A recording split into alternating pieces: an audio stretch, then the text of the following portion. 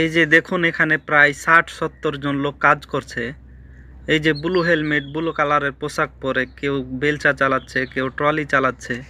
এখানে 750 টাকা থেকে শুরু করে 2000 টাকা বেতনেরও লোক কাজ করছে। পরিশ্রম কিন্তু একই। আমি এর জন্য বলছি যে লেবারের বেতন হচ্ছে 750 টাকা থেকে শুরু করে 800 টাকা। আর যারা স্কিল ওয়ার্কারে আছে তাদের 1000 থেকে শুরু করে 2000 টাকা পর্যন্ত বেতন।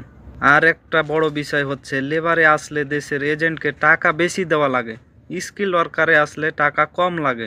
যারা লেবারে আসে এখানে এসে আফসোস করে, ভাই কোনো লাভ নাই।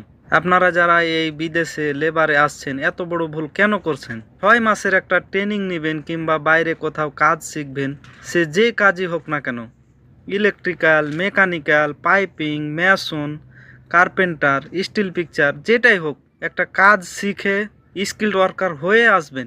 এখন কাজ শেখা অনেক ইজি।